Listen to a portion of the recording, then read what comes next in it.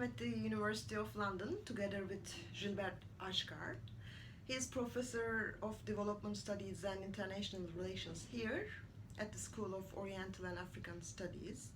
His books include The Clash of Barbarisms, September 11 and the Making of the New World Disorder, and The People Want, a Radical Exploration of the Arab Uprising. I think both of them were translated into Turkish, and I hope this interview will be an introduction to your latest, The Morbid Symptoms, the Relapse in the Arab Uprising. Thank you very much for your Thank time, you, Isin. Thank you Professor very much.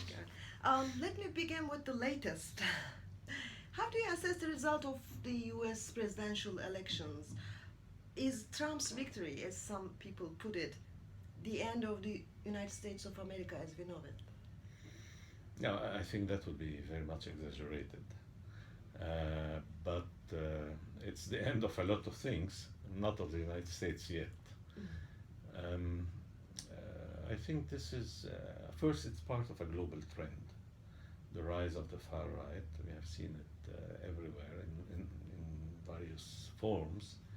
People have made the connection between the Brexit vote in this country here in Britain and the election of Donald Trump. You have the far right rising in various European countries. It is in some Eastern European countries, it's already in power. So there is a trend that is obvious, and that is clearly linked to the global crisis. Actually, the first emergence of far right was in the 70s, when you had the first crisis of the 70s, the economic crisis. But then that was a limited rise in some way, and the rise, they started rising again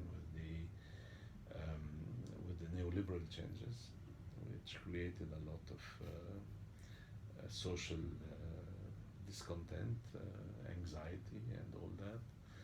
And this has accelerated over the last year since the crisis in 2008, the Great Recession. So as usual in modern history, we see that those, the history of capitalist, if you want, time, capitalist era, social economic crisis lead to polarization on the left and on the right. But for historical reasons, including the collapse of the Soviet Union, the great weakness of the left-wing alternative, and the fact that parties that claim to be left-wing, like the socialist parties, actually have been applying right-wing policies, of neoliberal policies. All this explains why it is the far right, the right-wing polarization, in this polarization, that is taking over. But of course, it's very, very worrying, even if you have counter signs like Bernie Sanders in the United States, like Corbyn in Britain. But in the balance of forces now, what is dominant is more the right-wing backlash.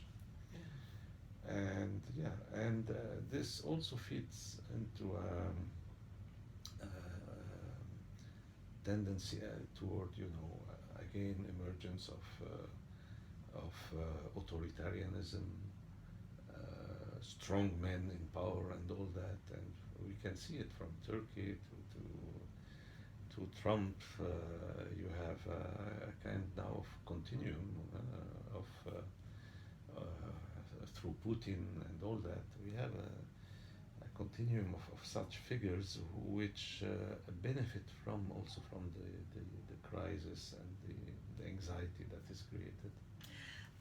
I know you watch closely Turkey, the situation there, and my question will be about that, but I will a little bit changing my place for our audience to see you better, if you don't mind, a little bit like this, yeah. You follow Turkey quite closely, I know it. And what do you make of all these, what's happening in Turkey? I mean, the sweeping arrests, dismissals, seizures, closures, the declaration of the state of emergency and the subsequent government decrees, all those measures. Yeah. What do you make of them? Yeah, it's the first element that is striking is that all this has been made in the name of defending democracy.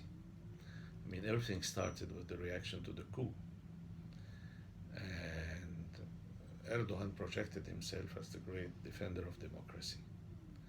But gradually, what is appearing is that he is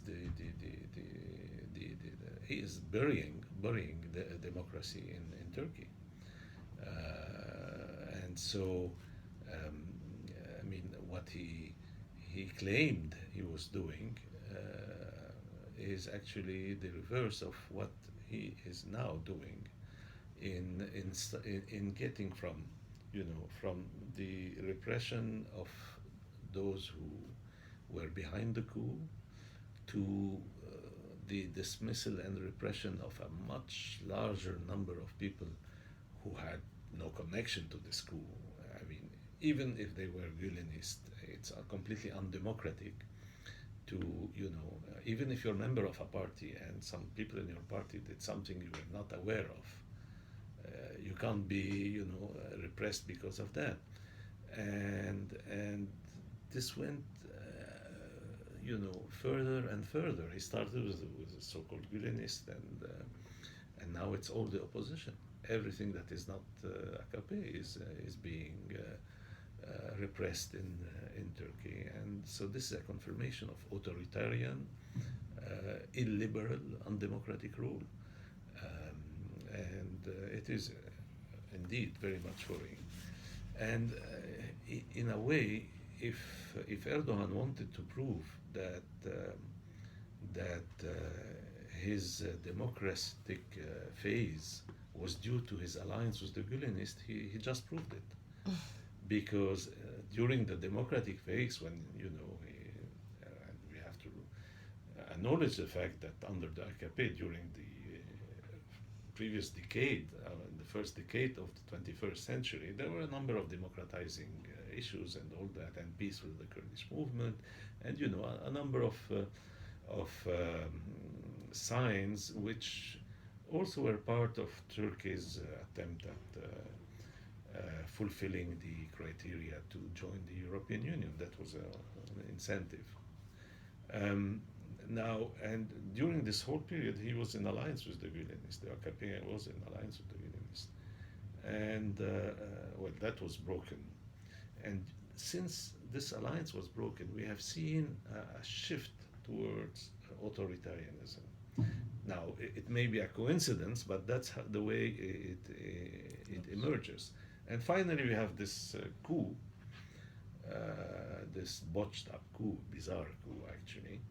But anyhow, we have this coup which he managed to thwart, but which he seized as an opportunity. Erdogan and the AKP seized as an opportunity to extend in an, absolutely amazing and very, very much worrying fashion, the AKP monopolization of political life, of the state apparatus, and all that in Turkey. So we have now in Turkey a regime that is shifting from having been presented as a model of liberal democracy in the Middle East into a regime which, after all, is not that different from that of Abdel Fattah al-Sisi in Egypt, which Erdogan saw as the evil, because it was a coup, a coup that overthrew an elected president, Morsi, with whom Erdogan identified. Now, what Sisi has done in Egypt is, to be frank, not worse than what Erdogan is doing today in Turkey. So this brings us to your latest book, Morbid Symptoms. The title is derived from Gramsci's prison notebooks, and you take the quote also. The crisis consists precisely in the fact that the old is dying and the new cannot be born. in this interregnum, a great variety of morbid symptoms appear. I would ask, can we put what's happening in Turkey also in this context, especially when thinking of the, there's a page, you mentioned Egypt, and there's a part here in this book when you compare the Napoleon Bonaparte's coup um, with, Egypt, because wants to see it as a big, a revolution.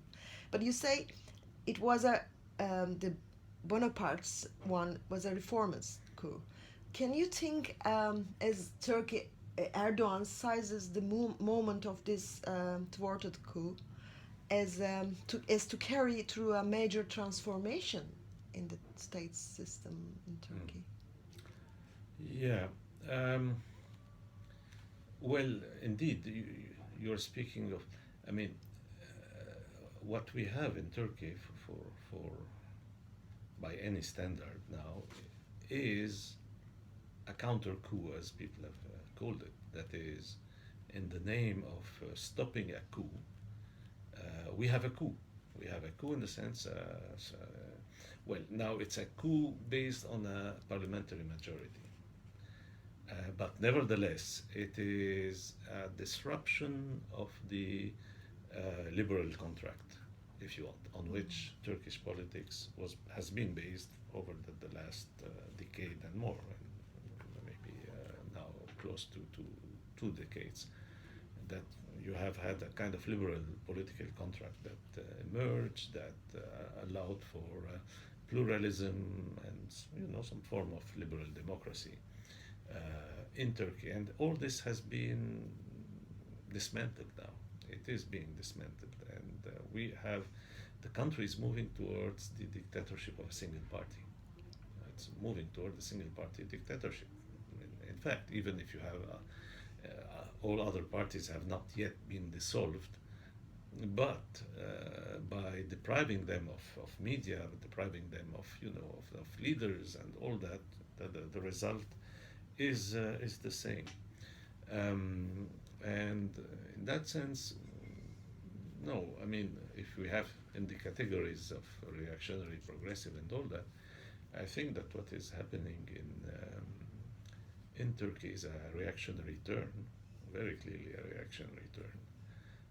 The reformist phase of the AKP is behind us.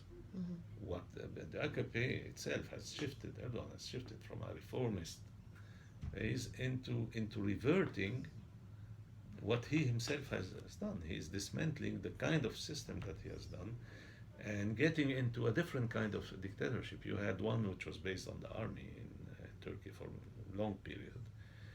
Now you have one, he's putting in place one which is based on a political party which is taking control of the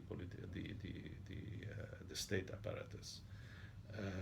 And this is extremely worrying, of course. You mention in your book, or you argue in your book, that the counter-revolutionary phase of the Arab uprising starts in the spring of 2013, when the Syrian regime was, with the help of Iran, starts a successful campaign against the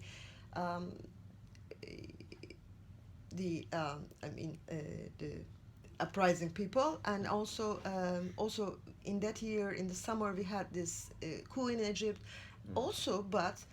The year 2013 was very important in Turkey too, because we had also in the summer the Gezi uprisings, and during which the alliance between the Gülenists, who also helped Turkey, maybe AKP, to get rid of the military tutelage, and AKP turned into a bitter fight. Their alliance turned into something else. How do you... was it also, in a way, a kind of reflex, self-preservation of the, old regime? Yeah. I think the Turkish events have to be considered as belonging, if you want, to a different category than the Arab events. Because in the first place, the question was put to me at the time of Gezi Park. People asked me, is this part of the Arab Spring? Of course, Turkey is not an Arab country, but is this the same phenomenon? That was the kind of question. And my reply was, because I mean, based on my analysis of what's happening, in my book, for instance, The People Want, which you mentioned, which has been published in Turkey, I showed how what is happening in the Arab world is the result of a structural blockage, a structural economic blockage, and years of economic stagnation, record unemployment, and all that. So this is very different from what you had in Turkey. In Turkey, you have had years of sustained economic growth, relatively rapid, and so from that angle, there is a big contrast between the Turkish economic social situation and the Arab, and what you have in the Arab world. And that explains also the fact that the AKP has a majority in Turkey, which is not a fake majority. It's not, rigged election, and, Right. as you have in Arab countries. No one disputes the fact that the election was relatively fair. I mean, of course, the conditions of the election and all that are not fair, but I mean, it's clear that there is a real social base of the regime, Exactly. and a majority which the regime achieved, which allows the Erdogan now to do what he did. And actually, the big shift came, I think, in Turkey after when he was about to lose the parliamentary majority because of the rise of the HDP. More recently. Yes, that precipitated, well, of course, the trend towards megalomania, because we have to call it as it is, was already obvious, including the palace in Ankara and all the signs. There was more and more signs of megalomania emerging, but that was still contained, and you had even some disputes at within the AKP itself, the leadership of the AKP, was the style of Erdogan. So that could be seen as some issue of style. But now this style is turning into personal dictatorship, autocracy or authoritarian government, and yes, this is. I mean,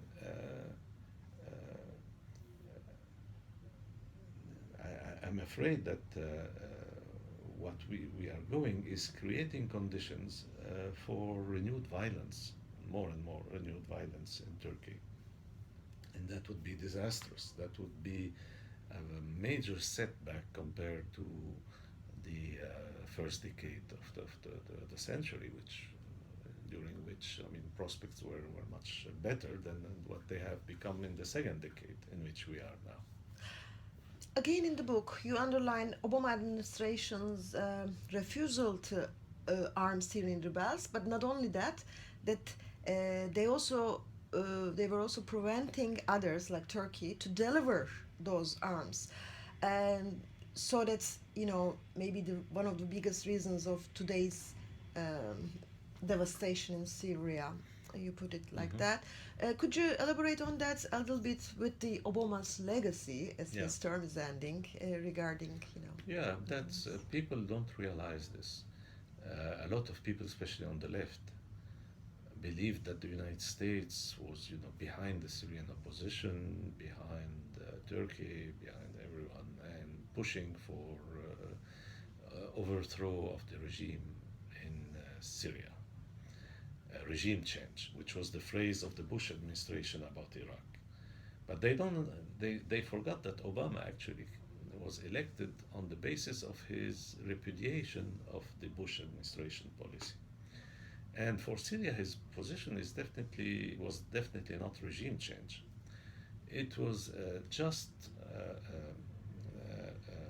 a matter of getting Assad to step down, because the United States saw that, and rightly so, as a condition for a compromise. But they wanted a compromise to preserve the regime.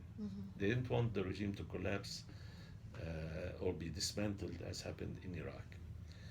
And therefore, from that angle, you had a debate in the Obama administration between those who were saying, we all agree on the goal, but if we want to reach a compromise in Syria, we must create a balance of forces that would compel the regime to compromise. Mm-hmm. And then you had Obama, who did not want, if you want, to take the risk of regime collapse in Syria, and therefore he puts limitations, much lower limitations, on what the Syrian opposition could get than other people in his administration at the beginning wanted. One of them, Hillary Clinton, when she was Secretary of State. And he vetoed. Now, the key point militarily, the key advantage of the regime in Syria is the Air Force. Yeah. And this Air Force is not only it's not sophisticated planes. The regime even has been using extensively helicopters with barrel bombs, very destructive, very criminal, completely indiscriminate killing with those barrel bombs they throw from helicopters. Now, these are easy targets if you have, some missiles or whatever anti-aircraft thing, and you never hear of any such, helicopters or planes shut down in Syria for a simple reason, because the opposition doesn't have such weapons. And if the opposition doesn't have such weapons, it is because there is a U.S. veto on that. So the CIA was controlling all weapons sent by the U.S. allies to Syria, and that includes, of course, Turkey. And there was a veto on any anti-aircraft weapon. So now, despite the fact that the Stinger missile, anti-aircraft missile, is produced in Turkey under U.S. license, Turkey doesn't have the right to give it. So that's what explains the fact that the regime in Syria was managed to survive, recover, and also to destroy the country, because the country has been destroyed essentially from air bombing, and that is terrible.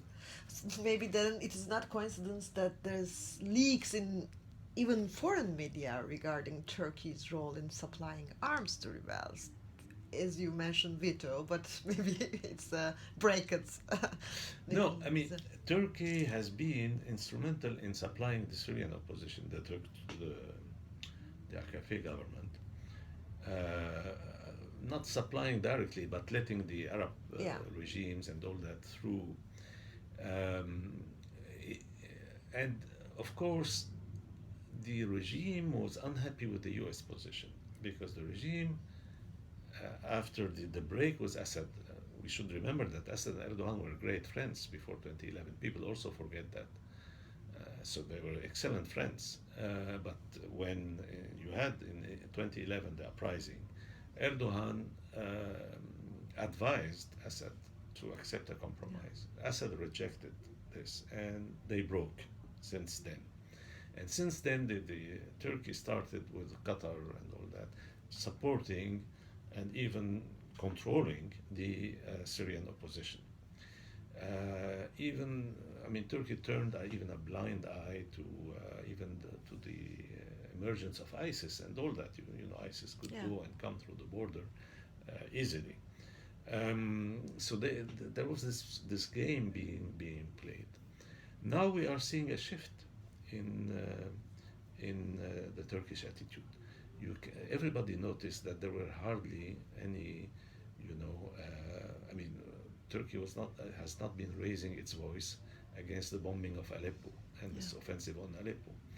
The fact that Erdogan went to Moscow to apologize to Putin and re-establish links with Russia is connected to a shift in attitude. The main obsession of the Turkish government, the AKP government, is not Bashar al-Assad.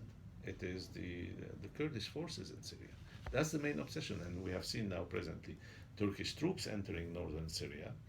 And this is, of course, not to fight ISIS, but to fight, to prevent the Kurdish forces from establishing, a zone on the border. So this is the main obsession. It has become the main obsession. It's also a way, because the the Kurdish issue has been used in a very opportunistic and demagogic way by the AKP government in order to win over the nationalist, the chauvinistic vote in Turkey. And we have seen how the when the election, the first election, 2015, the emergence of the HDP led to the AKP losing the majority. In reaction to that, they ignited again, the AKP ignited again the war against the Kurdish movement, and so this has become their kind of obsession. In the book, you mention on the limitations of Rojava experience ability to offer inspiration to the Syrian uprising as a whole. Can you a little bit elaborate? And also a question, it's not direct related to that, but do you think will Trump care about the dismantling of the states, regimes in Syria or in Iraq? Well, Trump's attitude, the proclaimed attitude, is to say all these dictators that we have overthrown were much better than what we got in their stead from the point of view of the United States. So, okay, Saddam Hussein is gone, but Bashar al-Assad is still in power, and he said that he believes that Bashar al-Assad, although he wouldn't say that Bashar al-Assad is a good guy, but he said he's better than the opposition. So you have here an opening to a change of attitude of the United States through a new kind of relation with Russia also, a kind of bargain with Russia, accepting Russia's position in Syria, because Syria, is not a major interest for the United States. What is Syria? I mean, Syria has been for so long with the Soviet Union and then Russia. The Americans didn't care because it's not an oil country, it's not a rich country, it's nothing really important. And it was no real threat to US interest and no threat to Israel. Actually, the safest Israeli border is the Syrian border. So the Syrian regime is the best neighbor of Israel. So from all these angles, that wasn't a problem. And so one can very, very well imagine that the United States may shift under Trump and make a deal with Putin, make a deal with Assad, and maybe end up, even supporting Assad after some, cosmetic change. They bring a few guys of the semi-opposition. They put them in government. They say this is coalition. This is compromise. Is done, and therefore turn into fighting the armed opposition. Well, on the one hand, getting the Arab allies, the Gulf countries, to stop funding and to push their people, the people they fund, into accepting this turn of events, and allying with Syria, with the Syrian regime and Russia, in fighting, all these forces. I mean, this would be catastrophic if it happens like that, because the implication in the long term will be more and more violence, more and more radicalization, more and more resentment, more and more sectarian resentment of Sunnis, seeing that they are, So, I mean, it's difficult to make any definitive predictions because Trump is unpredictable. That's the main characteristic. This is a man who's unpredictable, who has said every kind of thing during his campaign, and he said the contrary at the same time. So many contradictions in his discourse. He is not a known quantity. He has not been in government, in power, or whatever. So it's the most, I wrote it in a recent piece, the most unpredictable president in the history of the United States when it comes to foreign policy, especially since maybe the 19th century. We haven't seen anything like this. So it's difficult to make any So prognosis. it is also difficult for the Kurds and the Rojava I experience? think that uh, I mean, Trump will be no friend of the Kurds. That's certain.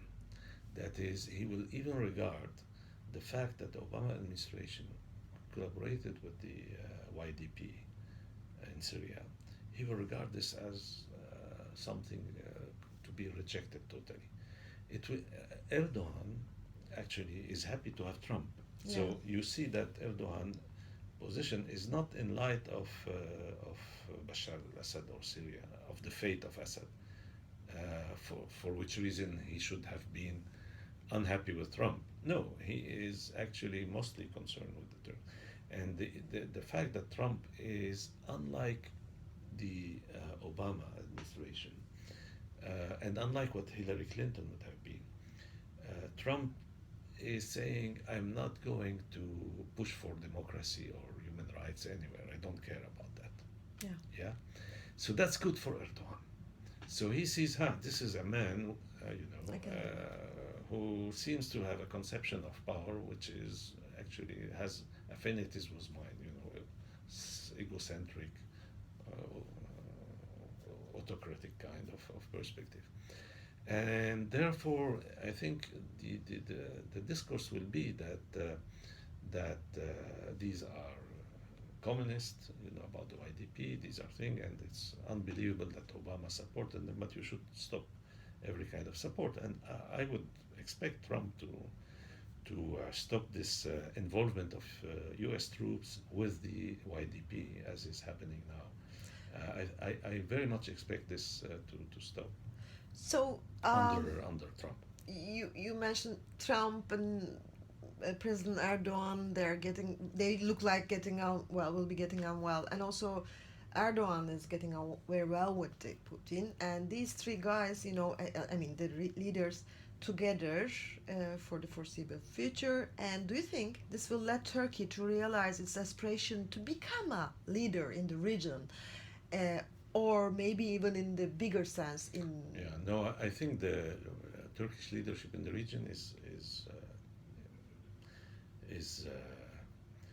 closed. Is a closed chapter. I mean that I mean Turkey could have played that role until the beginning of the uprising and all that. Turkey, in alliance with Qatar and all that, was playing leadership. Now, the Erdogan, through his alliance with Qatar, bet everything on the Muslim Brotherhood.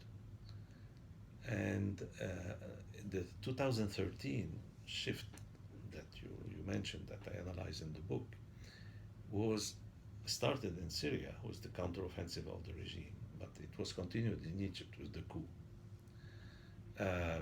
And so that was a defeat for the Muslim Brotherhood, which continued in other places, and therefore also a defeat for Erdogan's policy. And therefore his projects are for time being, completely thwarted. And Turkey has been marginalized again from the Arab politics, with the exception of Syria, because it plays a direct role, but even there, and it tries in Iraq also to play a role. But Iran is much stronger in both countries, actually, the Iranian influence, and here it is in contradiction.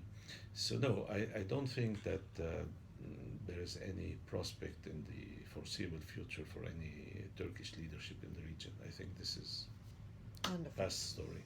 And last question, you also mentioned in your book that unless there is an effective organization with a sound strategic vision for radical political change, there's not, the prospects for future is bleak, and So could you a little bit tell us about how could the progressive forces unite or come together? Because there are, little pieces of political visions and radical force and radical change, but they cannot come together.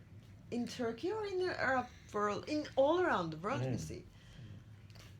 Well, in Turkey, you had a certain degree of come together with the formation of the HDP, which was a coalition, it's not one single force. It pointed in the right direction. And also in terms of the gender balance, the women role and all that, it was a very progressive experience from that. It's still, I mean, I'm not speaking in the past because it's not dead yet, although the regime is trying to kill it in Turkey.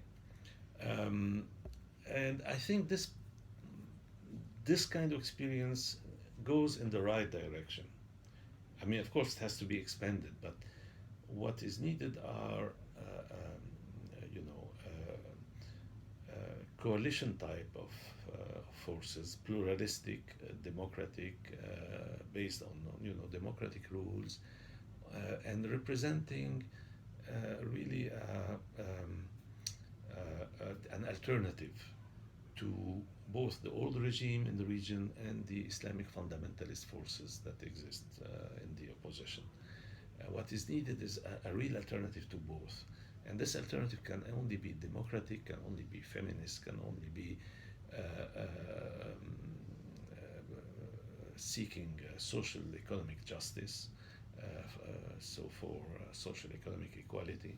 These are the values the only values with which you can counter this clash of barbarisms that is taking over, because that's what is taking over. I mean, it was a title of a book, indeed, of mine, which I wrote after 9/11, 2001, but pointing to the fact that this crisis of neoliberal globalization is producing an evolution towards, I mean, the emergence of barbaric trends in both, I mean, the dominant Western forces and their opponents, and so we have this kind of new dialectic between barbarisms, a clash of barbarisms. The Arab region is very much an illustration of that, and I'm afraid that Turkey is on its way also of seeing that, because what the regime is doing will breed violence, counter-violence, and all that, and that. So it's really absolutely essential that progressive forces manage to emerge on the basis that we mentioned. If this does not happen, if such progressive forces are not able to really emerge as an alternative and win the battle, then this very bloody, violent, reactionary spiral will carry on. Which are also the morbid symptoms till the new born. Exactly. Yeah. Thank you very much, Professor Achcar. Thank you, Isin. Thank you very much.